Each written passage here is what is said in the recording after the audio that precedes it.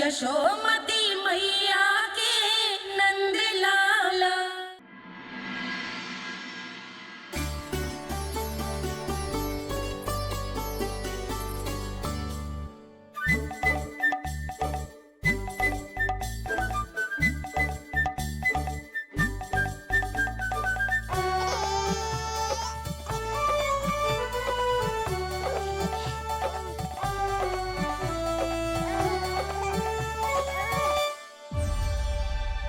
मैया, ये क्या किया?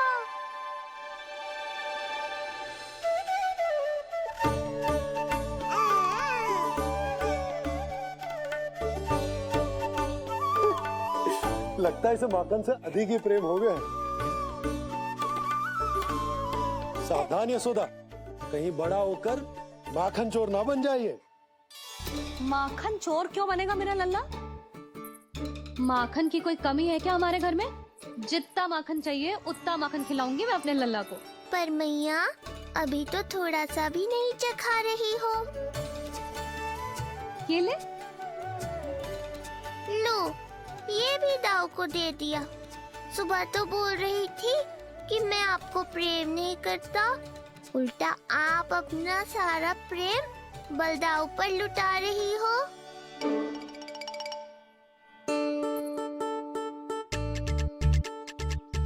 सुनो जी, कान्हा के चारों ओर सिरहाने लगा दो ना, नहीं तो जी फिर से इधर उधर चला ना जाए।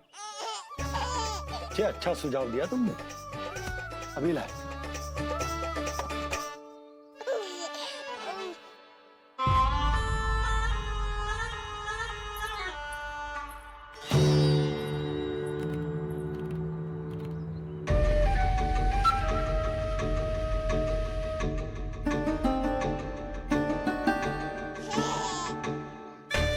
इस बालक का वध करके जब मैं मथुरा वापस लौटूंगा तो प्रभु कंस मुझे अपना विशेष विश्वास पात्र तो बनाएंगे ही, पर क्या पता प्रधानमंत्री भी बना दे। देवकी और वसुदेव अभी कहाँ हैं? अपनी संतानों के श्राद्ध के लिए ऋषि गर्ग के आश्रम जा रहे हैं। अब आप क्या करने वाले हैं महाराज? एक बार तो मैंने उन्हें प्राण दान दे दिया। बधाई हो कुंवर जी, अपनी पत्नी के प्राण बचाने में आप सफल हुए। दूसरी बार मैं उन्हें दंड देने निकला तो तुमने मुझे रोक दिया।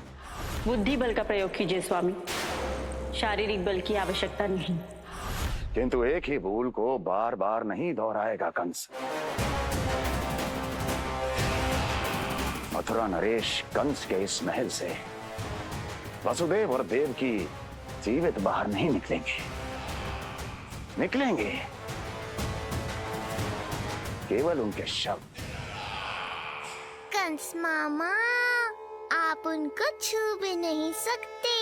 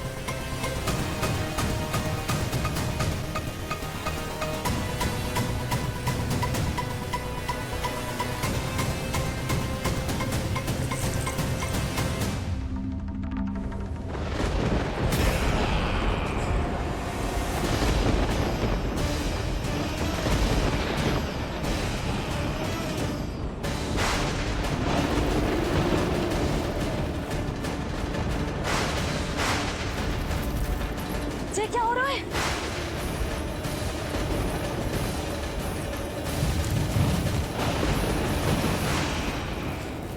ये क्या हो रहा है?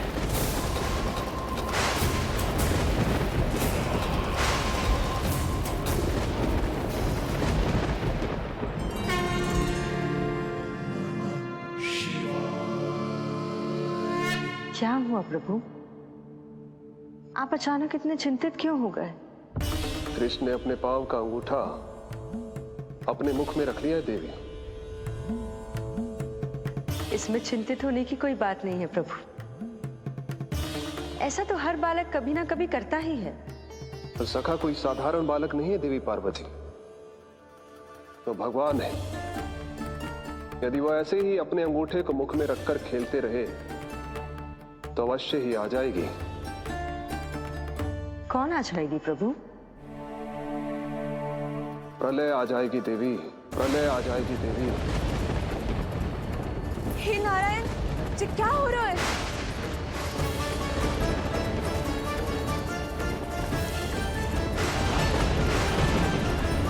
जी ऐसे लग रहा है जैसे दिन में ही रात्रि के समान अंधेरा छा गया हो। लगता है बहुत बड़ी आंधी आने वाली है।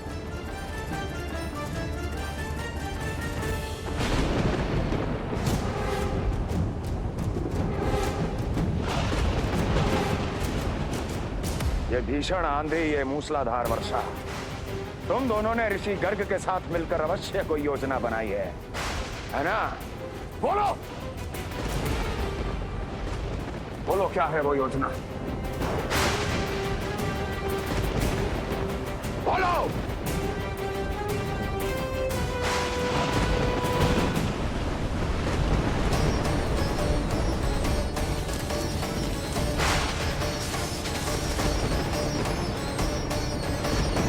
लगता है प्रकृति क्रोध में। मैं जाकर गौशाला संभालता हूँ, कहीं कोई हानि ना हो जाए। तुम बालकों को भीतर ले जाओ।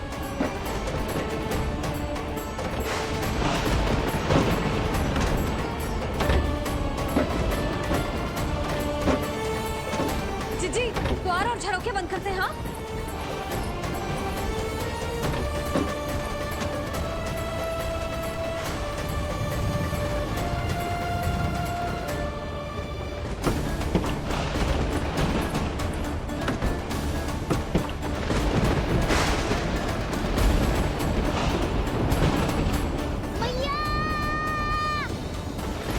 लला, चल अंदर चल के खेल।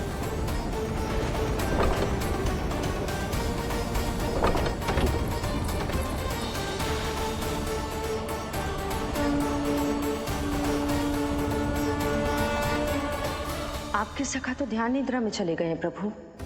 इनकी ये अंगूठा चूसने की सामान्य सी क्रिया का कितना घातक प्रभाव पड़ रहा है, इन्हें तो पता भी नहीं है। चाहे जानबूझकर की जाए या अनजाने में हो, सखा की हर लीला के पीछे कोई ना कोई उद्देश्य अवश्य छिपा होता है। पर ऐसा लगता है देवी जैसे उनकी इस लीला के पीछे एक नहीं अनेक उद्देश्य छिपे हैं।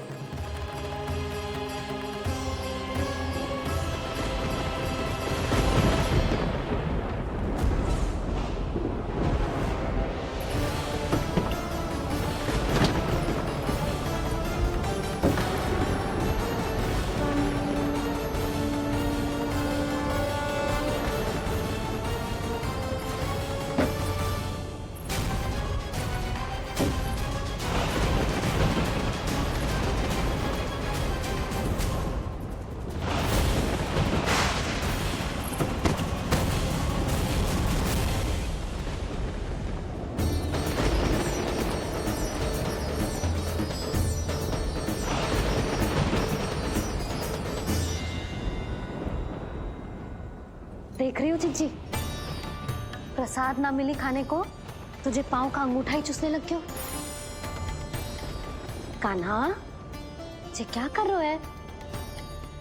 अंगूठा मुंह से निकाल दे लल्ला। अच्छी बात ना है कान्हा। देख कान्हा, तू नींद में है, इसका अर्थ ये ना है कि मैया तुझे अंगूठा चूसने देगी। निकाल अंगूठा मुंह से। आज तो बड़ी शीघ्र इतनी गहरी निद्रा में सो गए हो तुम।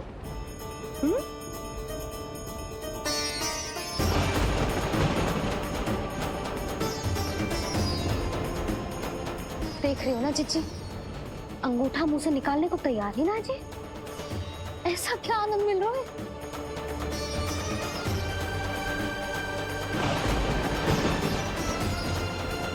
अधिक बल भी ना लगा सकती, अत्यधिक नींद में है, कहीं इसकी आंख ना खुल जाए। रानी भाभी, लगता है तीव्र वर्षा होने वाली है। मैं और भोला भैया के साथ अगले निकल रहे हैं। हो सकता है उन्हें हमारी आवश्यकता हो। हाँ हाँ चलो बोला। चिच्ची, तीव्र वर्षा आरंभ होने से पहले आप और बरदाऊ निकल जाओ। ठीक है, किंतु तुम भी सतर्क रहना। हाँ, आप भी ध्यान से जाओ।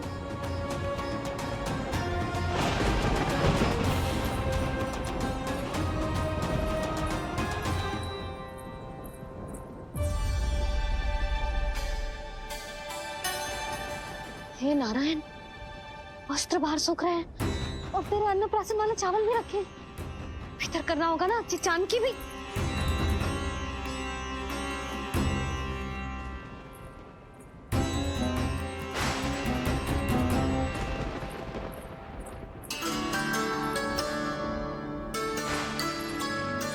लल्ला, वैसे जी बहुत बुरी बात है। अंगूठा मुंह से बाहर निकाल। केवल 2 दिवस में तेरा अन्नप्राशन है, फिर सब खाइयो। तनिक धैर्य रख। गुड़ तू। प्रभु, स्वयं कृष्ण की मैया इनका अंगूठा नहीं निकाल पाई, तो अब और कौन निकालेगा? कैसे रुकेगी ये प्रलय? इसका एक ही अर्थ है देवी, अभी लीला समाप्त होने का समय नहीं हुआ। अभी तो कहना तो ये चाहिए कि लीला अभी पूरी तरह से आरंभ ही नहीं हुई है।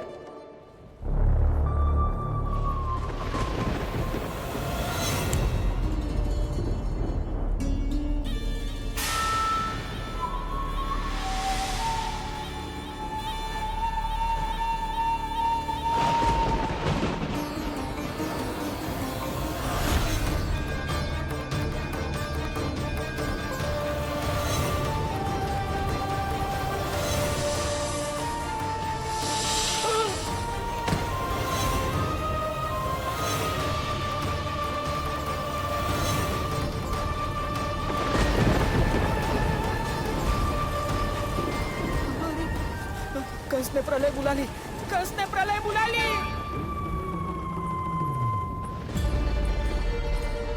हे नारायण, जे वर्षा तो रुकने वाली ना है। जे गुड़ और गेहूं भीतर रख देती हूँ।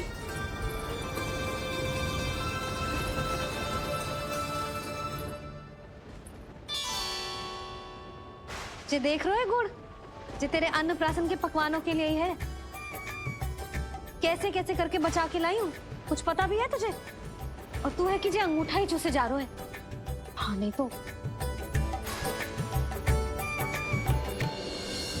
किंतु आज प्रलय भी आ जाए तो कंस की तलवार का वार रोकने में असमर्थ होगी। कंस के साथ विश्वासघात किया है, दंड तो मिलेगा। महाराज, वायुमंडल में अचानक आए इस परिवर्तन का हमसे कोई लेना देना नहीं। हम तो बस अपनी संतानों के श्राद्ध के लिए जा रहे थे। मूर्ख हूं मैं,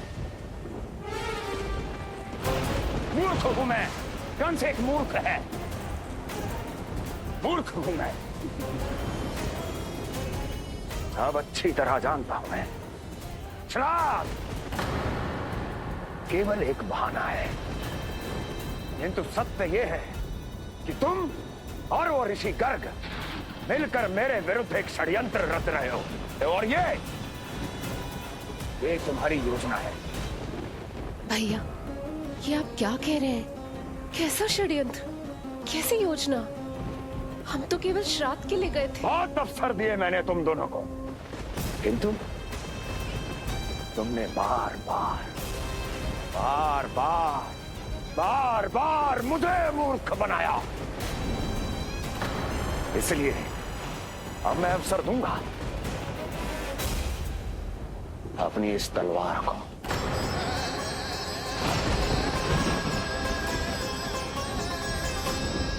येन केन प्रकारेण साम दाम दंड भेद, कोई ना कोई युक्ति लगाकर मैं तुम्हारे उस बालक का वध कर ही दूंगा।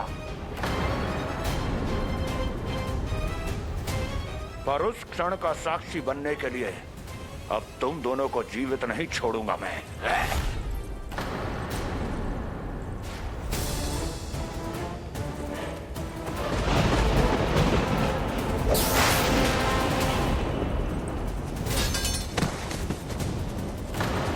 स्वामी,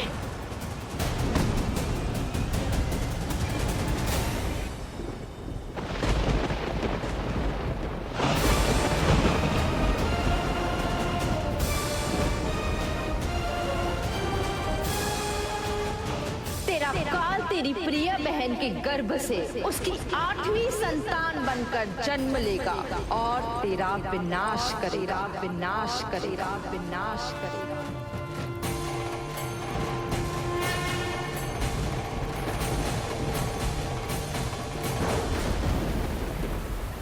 प्रलय आने वाली है, प्रलय आने वाली है, प्रलय आने वाली है।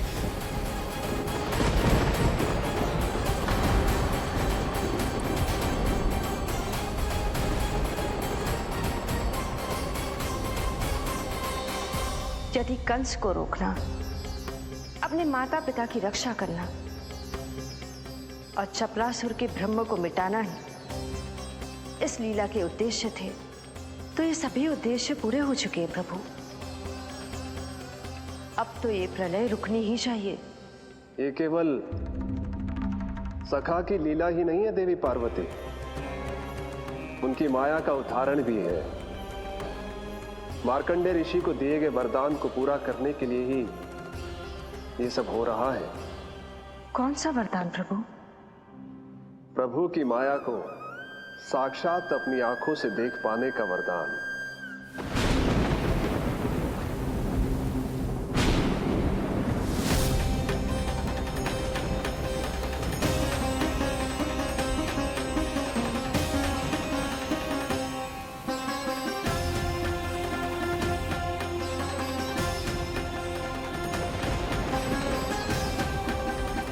हे नारायण, क्या ये प्रलय है? क्या संसार समाप्त हो रहा है? तो फिर मुझे मिले इस जीवन का क्या अर्थ है?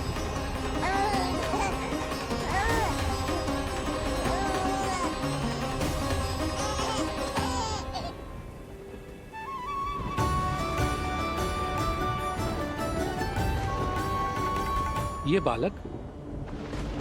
बालक यहां कहां से आया?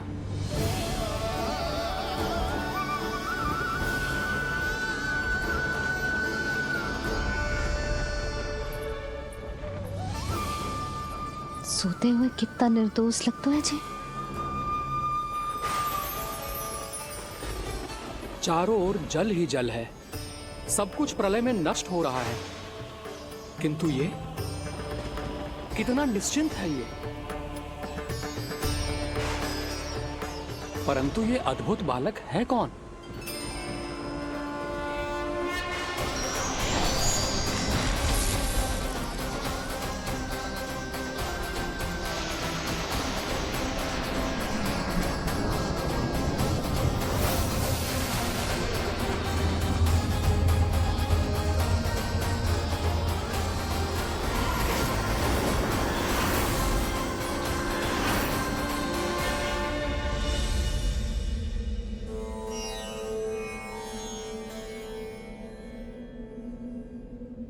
जिन घने काले बादलों ने आकाश को घेरा हुआ था, कहां गए वो?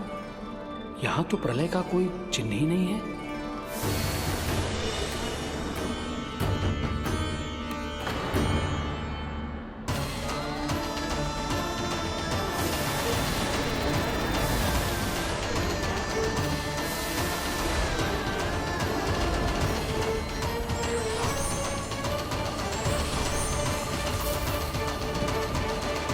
ये आप ही की माया थी ना प्रभु? मुझे इसका साक्षी बनाने के लिए आपका बहुत बहुत धन्यवाद। परंतु इसका अर्थ क्या है प्रभु?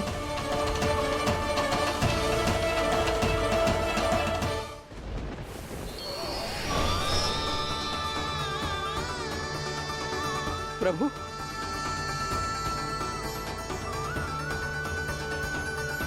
इसका अर्थ ये है कि ये मानव संसार वट वृक्ष पर स्थित है और मानवों का जीवन काल वट वृक्ष के पत्ते पर विश्राम करती एक जल की बूंद के समान होता है।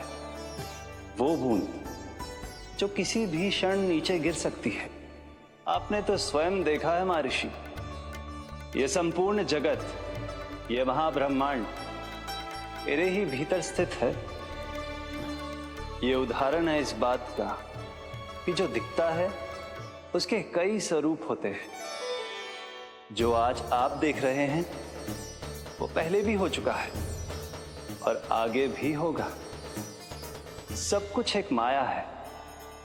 प्रलय का होना, जीवन का होना, दुख, सुख, सब एक भ्रम है।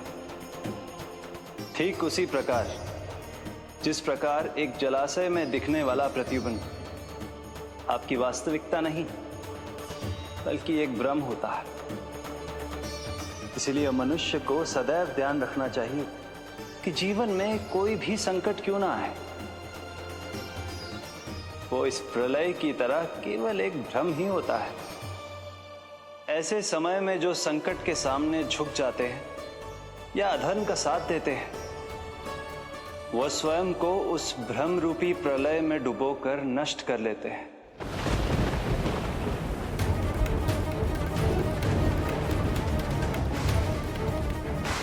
पर जो मेरी शरण में आकर संकटों का सामना करते हैं, वह स्वयं को कठिन से कठिन प्रलय से भी उभार लेते हैं।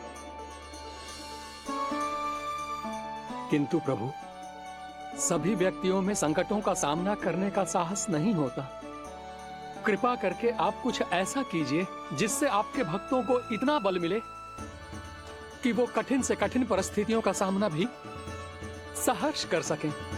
मैं वरदान देता हूं महर्षि, पीपल के पत्ते पर बाल कृष्ण की इस छवि का स्मरण मेरे जो भी भक्त करेंगे उनके साथ मेरा आशीर्वाद सदैव बना रहना। वो चाहे कितनी भी कठिन परिस्थिति में क्यों ना फंसे, बाल कृष्ण की ये छवि उन्हें उससे उभर पाने में सामर्थ्य प्रदान करेंगे।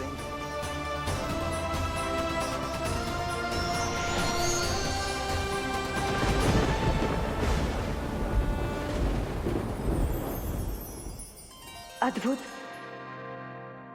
तो ये कोई साधारण लीला या भ्रम नहीं था, मानव मात्र को नारायण से मिला वरदान था ही।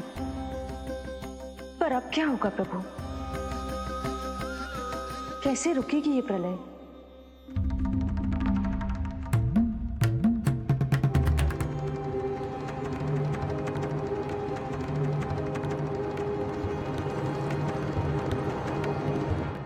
क्या सोच रहे हैं प्रभु?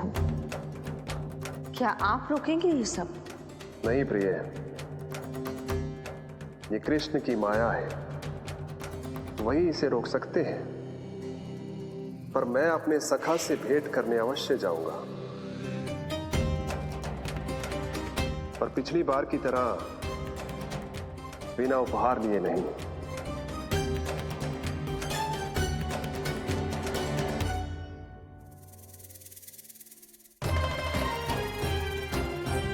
उपहार?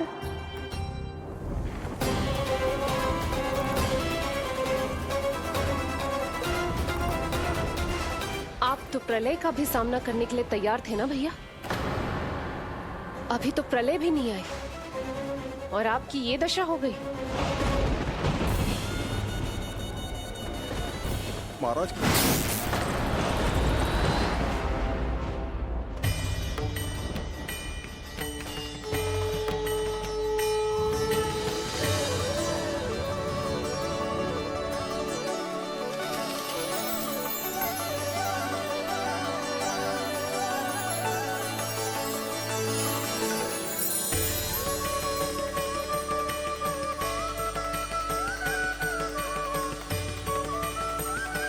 महादेव, आप उपहार में ये निष्प्राण वस्तु देंगे अपनी सखा को? सही पहचाना देवी, पर उपहार देने से पहले इसे आकार दूंगा मैं, क्योंकि प्राण तो इसमें बाल कृष्ण ही भरेंगे।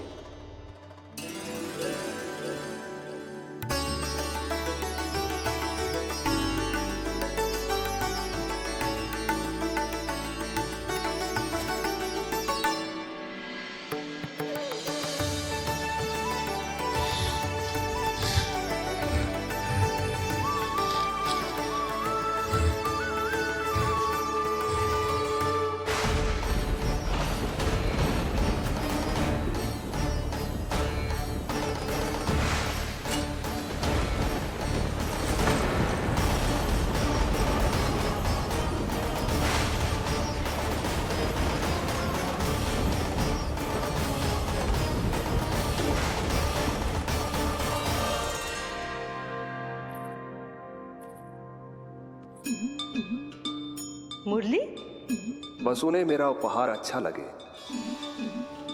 यदि यशोदा मैया ने आपको अपने सखा से मिलने से फिर से रोक दिया तो? इस बार चुपचाप छिपकर उनकी दृष्टि से बचकर जाऊंगा देवी पार्वती, उन्हें पता ही नहीं चलने दूंगा। संभालिएगा प्रभु, यदि यशोदा मैया ने आपको पकड़ लिया तो लेने के देने पड़ जाएंगे महादेव।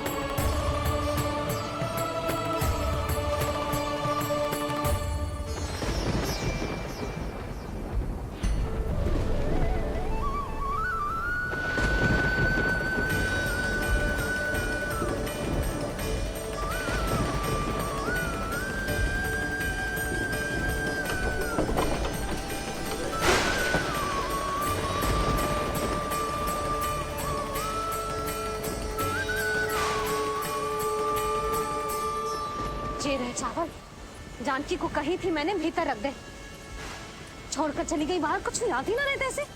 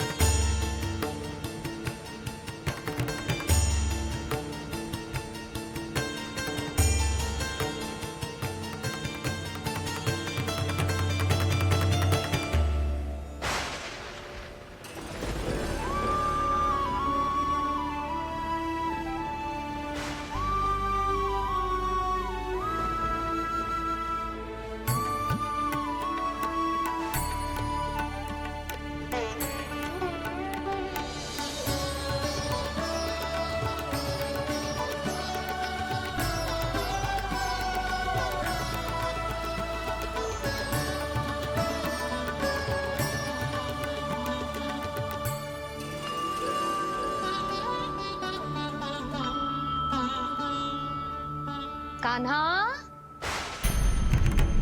अंगूठा निकाल दे नन्ना, नहीं तो रुक जा, मुझे ही अंगूठा निकालना पड़ेगा तेरा। पूरे वस्त्र भीग गए मेरे, कहीं मेरे कारण इसका श्वास ना बिगड़ जाए। वस्त्र बदल के आ रही है मैया।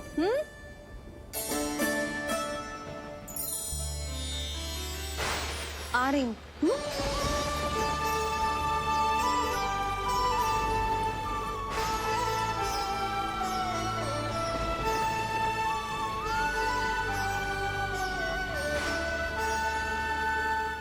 शासन की नींव भय होती है महाराज, और आपका पूरा साम्राज्य भय पर ही टिका हुआ है। यदि आप ही इस तरह से भयभीत दिखाई देंगे तो आपके साम्राज्य को डगमगाने से कोई भी नहीं रोक पाएगा। एक बार आपने ही कहा था ना कि अपनी दुर्बलता कभी किसी को मत दिखाओ। प्रजा को भयभीत कंस नहीं, भयानक कंस दिखना चाहिए, भयानक कंस। अब आप ये सिद्ध कर दीजिए कि भय आपके शत्रु का नहीं, आपका शस्त्र है। महाराजा धीराज, कंस का शस्त्र।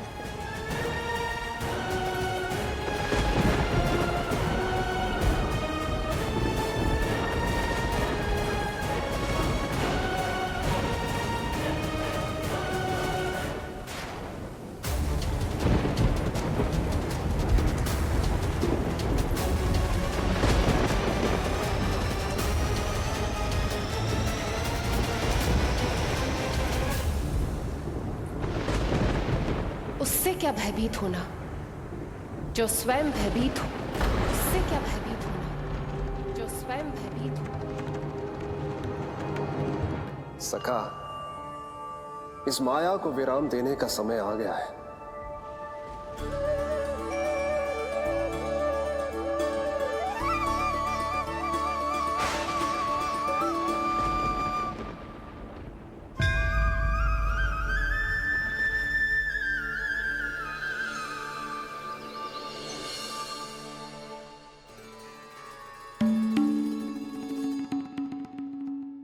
सभी आपके चरण धोकर उसका चरणामृत पीते हैं सखा, और आपने उसी चरण को अपने मुख में रख लिया।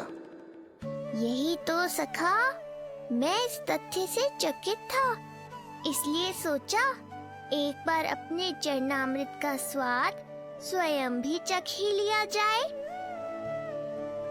अब जो उपहार लाए हैं वो शीघ्र ही दे दीजिए। कहीं मैया ने आपको देख लिया तो आपको तो अनुभव है वो क्या क्या करने में सक्षम है। आपसे कुछ भी छुपाया नहीं जा सकता सखा।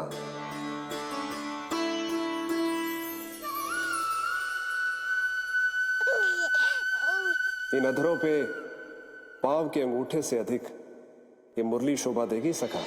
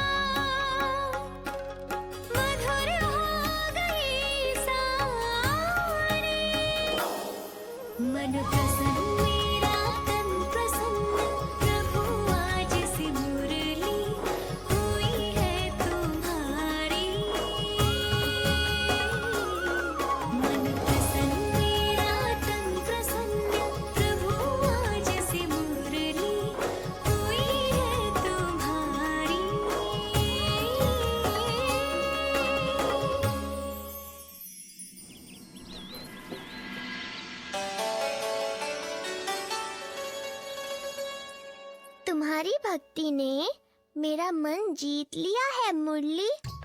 शीघ्र ही सारा संसार तुम्हें मेरे नाम से और मुझे तुम्हारे साथ से पहचानेगा।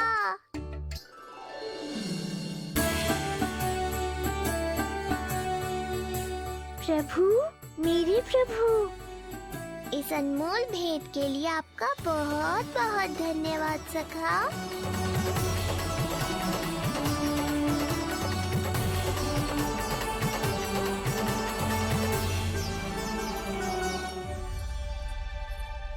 सखा, मैया,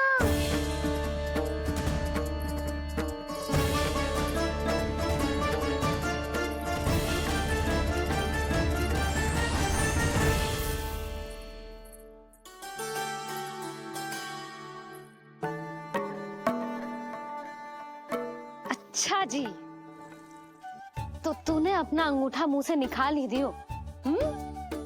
बड़ा उपकार कियो अपनी मैया पे।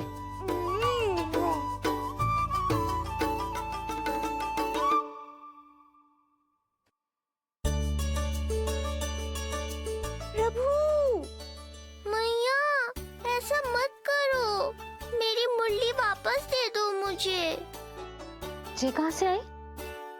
मेरे सखा ने उपहार में दी है।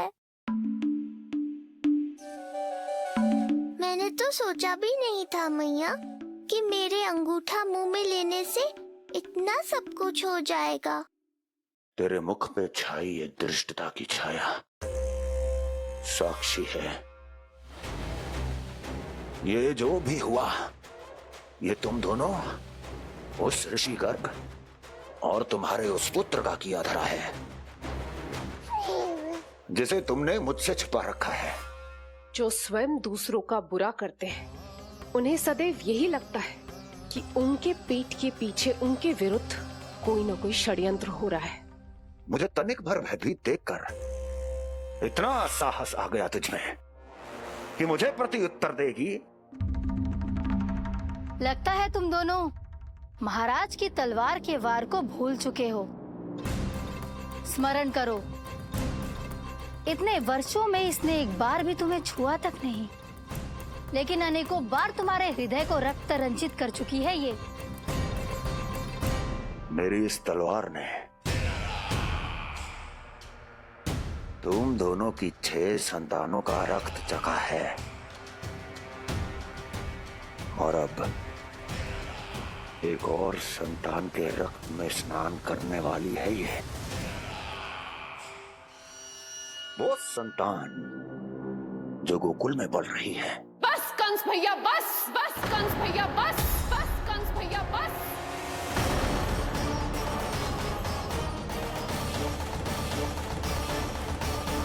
इतना दुस्साहस, तू मुझसे ऊंचे स्वर में बात करेगी अपने बड़े भाई के सामने? बड़े भाई जैसे कौन से कर्म किए हैं आपने? और अब जो कुकर्म करने की आप सोच रहे हैं, उसमें भी असफल होंगे आप। देवकी, नहीं स्वामी, आज मत रोकिए मुझे। बहुत सह चुके हैं हम, आप मौन रह लिए, परंतु आज इन्हें सत्य का पता चलना ही चाहिए। भैया, आपको क्या लगता है आप बहुत शक्तिशाली हैं, तो अपना भाग्य बदल सकते हैं? आप भगवान विष्णु का सामना कर सकते हैं। ये भ्रम राक्षस राज रावण को भी था, और यही भ्रम स्वयं को भगवान समझने वाले हिरण्यकश्यप को भी था। पर ना रावण के 10 शीश बचे और ना ही हिरण्यकश्यप का अस्तित्व। पेट चीर के उनके प्राण निकाल लिए थे भगवान ने। तो सोचिए भैया, आपकी क्या दशा करेंगे वो? मैं आज तक ये बात समझ नहीं पाई कि ये आपका अभिमान है या अज्ञान, जो आप भगवान विष्णु का सामना करने चले हैं। देवकी! इस क्रोध का आप कोई लाभ नहीं है भैया। अब तक मैं व्यर्थ ही आपसे भयभीत होती रही, परंतु अब और नहीं। जब हमारी रक्षा स्वयं भगवान विष्णु कर रहे हैं, तो फिर आपसे कैसा भय? जब हमारी रक्षा स्वयं भगवान विष्णु कर रहे हैं, तो फिर आपसे कैसा भय? तू क्यों मुस्कुरा रहा है? अब जे मत ही सोचना कि मैया फिर से अंगूठा चूसने देगी तुझे। अब उसकी आवश्यकता ही नहीं पड़ेगी मैया। पहले आकाशवाणी से सुना था, आज मैं दोहराती हूँ। आपकी मृत्यु भगवान विष्णु के अवतार द्वारा ही होगी। आपकी मृत्यु भगवान विष्णु के अवतार द्वारा ही होगी। आपकी मृत्यु भगवान विष्णु के अवतार द्वारा ही होगी। भले ही वो कहीं भी क्यों ना हो।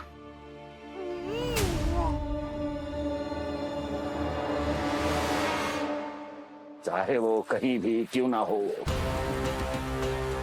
मैं जानता हूं वो कहां है। देखिए, तूने बहुत बड़ी भूल कर दी मुझे चुनौती देकर। मैं चाहूं तो अभी इसी क्षण तुम दोनों का वध कर दूं, किंतु नहीं।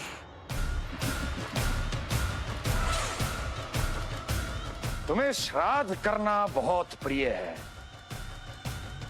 है ना? तो ठीक है, तो अब मैं तुम दोनों का वध तभी करूंगा जब तुम दोनों अपनी 8 संतानों का श्राद्ध एक साथ कर चुके होगे।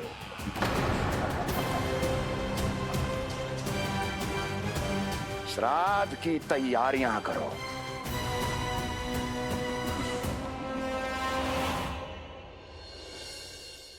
मैया अन्नपूर्णा की कृपा से आज अन्नप्राशन के सभी कर्मकांड अच्छे से हो जाए, भोजन स्वादिष्ट बने और मेरे कान्हा को प्रिय लगे। बस इतना आशीर्वाद दे दो तुलसी मैया। मैया, कहीं उसे ऐसा न लगे कि उसकी मैया को अच्छा भोजन बनाना आतो ही ना है।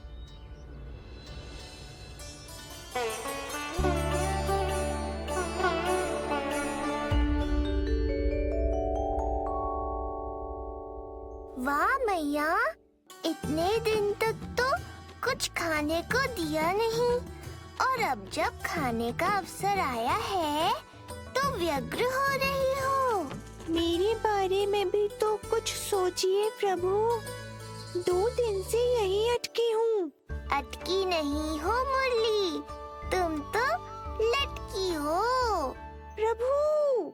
हाँ हाँ मुरली, मुझे भी तुम्हारा साथ चाहिए, पर क्या करूं? मैया ने तुम्हें मेरी पहुंच से बहुत ऊपर लटकाया है। पर प्रभु, मैं अब तक पहुंचूं कैसे?